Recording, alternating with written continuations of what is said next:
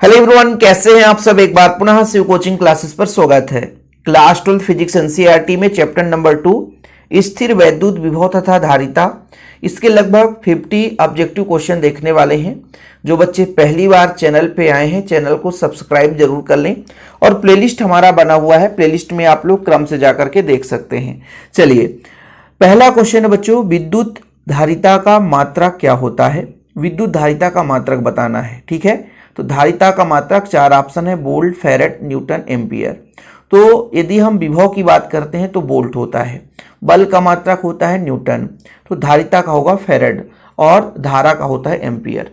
और जिन बच्चों ने नोट्स ले रखा है ना, शिव सर का, उनको ये ऑब्जेक्टिव मिल जाता है तो वो अपना नोट्स से भी पढ़ाई कर सकते हैं। बाकी जिन्होंने यदि नोट्स नहीं ले रखा है और उनको भी लगता है कि शिव सर का नोट्स लेना है तो मात्र 100 रुपये लगता है प्यारे बच्चों। कॉन्टैक्ट नंबर हमारा है 9685 299149 299149।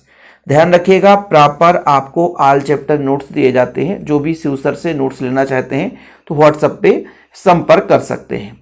अगला प्रश्न देखिए कि दो आवेशित वस्तुओं को जोड़ने पर उसके बीच विद्युत धारा प्रवाह नहीं होगा यदि उनमें क्या समान होगा। आवेश समान है, धारिता समान है, विभव समान है, प्रतिरोध समान है। तो देखिए यहां पर राइट आंसर होगा विभव समान है। यदि समान विभव वाले दो वस्तुओं को जोड़ दें तो फिर धारा प्रवाहित नहीं होगा, क्योंकि विभव समान है। असमान विभव होने पर ही धारा प्रवाहित होता है। 1 माइक्रो फैरेड कितना होगा। माइक्रो में 10 घाते -6 होता है और पीको में 10 घाते -12 होता है, ठीक है। तो 1 पीको फैरेड होगा 10 घाते -12, माइक्रो में होगा 10 घाते -6। वायु में गोलीय चालक की धारिता अनुक्रमानुपाती होता है, तो C बराबर होगा 4 पाई एप्सिलॉन नॉट R।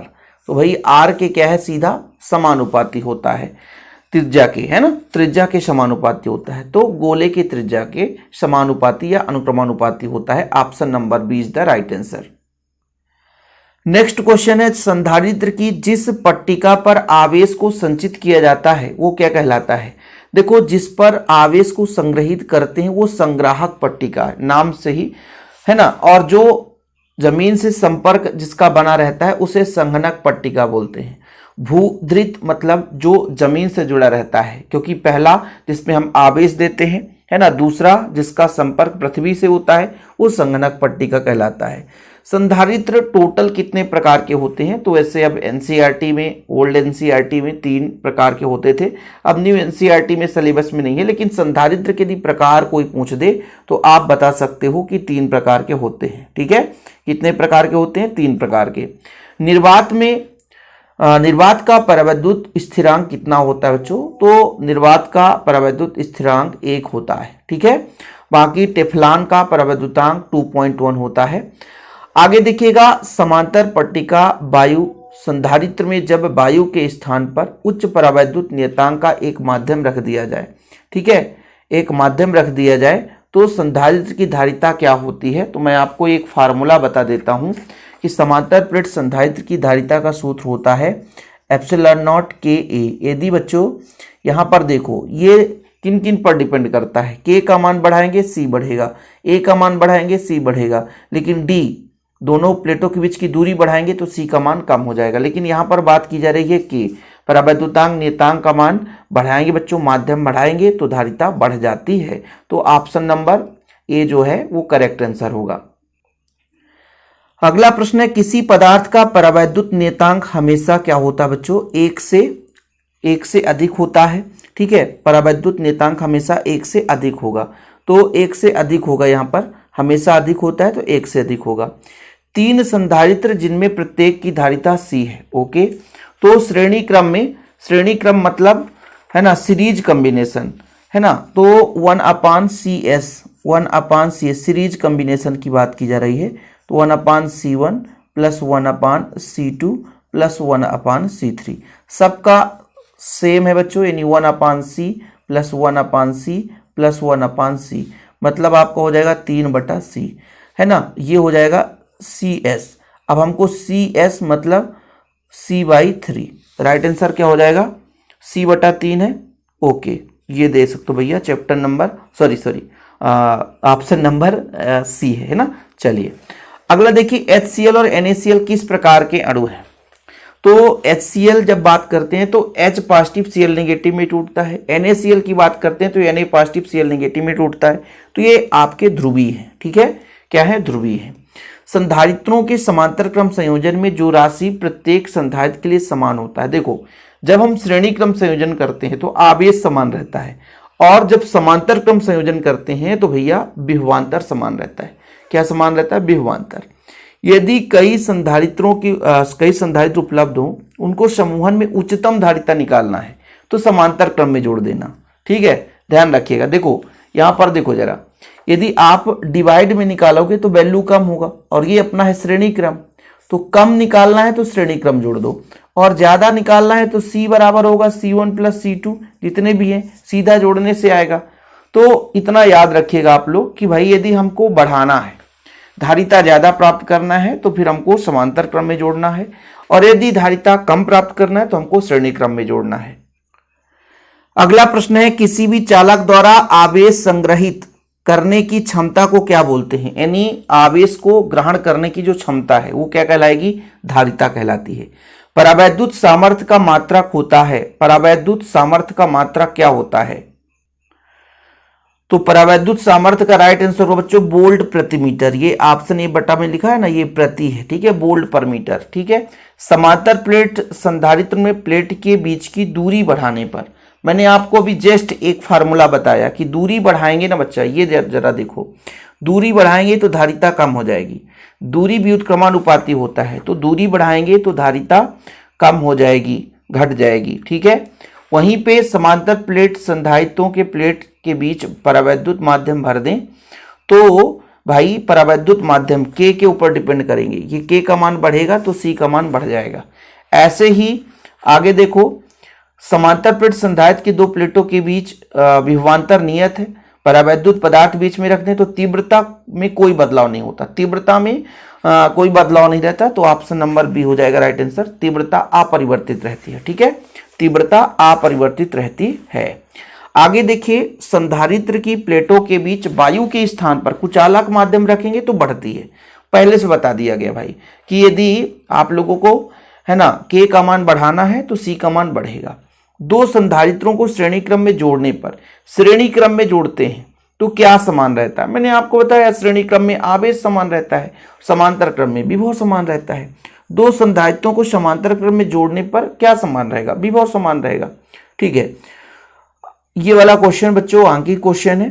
बाकी एक गोली चालक की धारिता का सूत्र मैंने बताया था 4 पाई एप्सिलॉन नॉट आर, ये आपका सी हो जाएगा right answer, 4 pi epsilon not, ठीक है, 4 पाई एप्सिलॉन नॉट आर त्रिज्या के समानुपाती होता है। समविभव पृष्ठ एवं विद्युत वाहक बल रेखाओं के बीच के कोण का मान कितना होता है, बताओ जरा, ठीक है। समविभव पृष्ठ हमेशा विद्युत क्षेत्र रेखाएं या विद्युत बल रेखाएं लंबवत निकलती हैं तो 90 डिग्री कोण बनाता है। Option number B is the right answer हो जाएगा। दो बिंदु आवेश Q को एक दूसरे से 2a दूरी पर रखा गया है, ठीक मध्य बिंदु पर विभव कितना होगा, तो ये बी नंबर होगा। इसका एक थ्योरम है ना, मध्य बिंदु पर विभव इस तरीके से Q/2 pi epsilon not a। वैद्युत विभव का मात्रक है, विभव का मात्रक क्या होता है, विभव का मात्रक वोल्ट होता है, विभव का मात्रक वोल्ट होता है। 2r यानी 2r मीटर व्यास, व्यास 2r है तो त्रिज्या r हो जाएगा। गोली चालक की धारिता 4 पाई एप्सिलॉन नॉट r, ये आप लोगों ने पढ़ लिया है। त्रिज्या r है, यहां पर 2r मत समझ लेना क्योंकि 2r व्यास है, क्वेश्चन घुमाना तो है, ठीक है। पृथ्वी का विभव कितना होता है बच्चों, तो पृथ्वी का विभव 0 मानते हैं, पृथ्वी का विभव 0 माना जाता है। पृथ्वी का विभव कितना माना जाता है, 0 माना जाता है। बिंदु आवेश -q से r दूरी पर विभव कितना होता है, 1/4 pi epsilon not -q/r, 1/4 pi epsilon not -q/r। इस चैप्टर का हमने बच्चों आप लोगों को इंपॉर्टेंट फार्मूला भी कराया था, जो बच्चे हमसे जुड़े हुए हैं उनको याद होगा, है ना, किस तरीके से पढ़ना है। हम सब कुछ आपको बताते हैं, लेकिन जो जुड़े हैं उनको पता चलता है, जो भाई पहली बार आए हैं उनको दिक्कत है, उनको समझ में नहीं आएगा कि सर क्या बता रहे हैं, ठीक है। विद्युत क्षेत्र की तीव्रता और विभवांतर में संबंध बताओ, तो E बराबर V अपान डी होता है। V अपान आर कर लो या dV अपान डी आर कर लो, dV अपान डी एक्स कर लो। ठीक है, इस तरीके से अपना जैसे मान लीजिए V अपान आर है या V अपान डी है या dV अपान डी एक्स है या आपका dV अपान डी आर है, वो भी ऋणात्मक में रहता है बच्चों। तो ये सब कुछ जो 4-5 संबंध बताया वो तीव्रता और विभवांतर में संबंधी है। तो E बराबर V अपान डी हो जाएगा। विद्युत धारिता का मात्रक नहीं है। देखो भाई, वोल्ट जो है विभव का मात्रक है, बाकी विद्युत धारिता का फैराड भी है, कूलाम प्रति वोल्ट भी है, कूलाम स्क्वायर प्रति जूल भी है।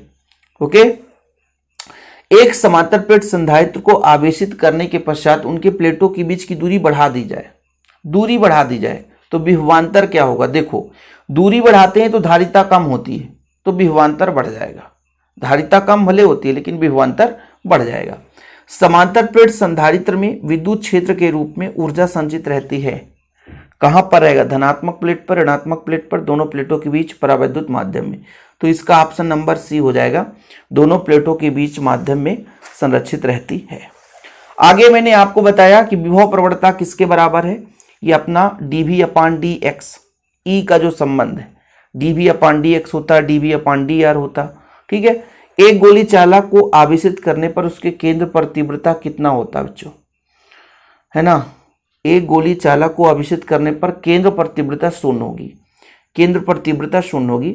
विभव किसे कहते हैं, आवेश को ले जाने में किया गया कार्य विभव है, W अपान क्यू।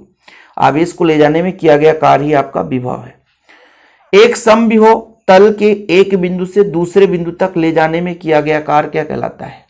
एक समविभव तल के एक बिंदु से दूसरे बिंदु तक ले जाने में किया गया कार्य शून्य। भाई, समविभव तल मतलब समविभव पृष्ठ पर कोई कार्य नहीं करना पड़ता। यदि किसी खोखले गोले चालक को धन आवेश दिया जाए तो उसके अंदर विभव क्या होगा, धनात्मक और समान रहता है। ठीक है, धनात्मक और समान रहता है। विभव का बीमी सूत्र आप लोग 4 ऑप्शन में राइट आंसर बताना, हमने पढ़ाया था। ml square T power -3 1 power -1, ml square T power -3 1 power -1। ठीक है, तो right answer option number A. अगला क्वेश्चन, किसी चालक के लिए धारिता का सूत्र क्या होता है, C बराबर Q अपान V होता है, C बराबर Q अपान V। ठीक है, तो C बराबर Q अपान V ये हो जाएगा बच्चों। विद्युत क्षेत्र और विभव में संबंध, E बराबर -dV अपान डी एक्स मैंने बताया था, ऋणात्मक में रहता है। E बराबर -dV अपान डी एक्स। ठीक है, आगे दो आवेशित गोलों को जोड़ने पर ऊर्जा संरक्षित रहेगी, आवेश संरक्षित रहेगी, ऊर्जा और आवेश दोनों संरक्षित रहेगी, इनमें से कोई नहीं। इसका राइट आंसर आप लोग कमेंट करके बताना। ठीक है, चाहे आपको गूगल करना पड़े, ये आपके लिए होमवर्क है। आज के लिए इतना ही। जय हिंद।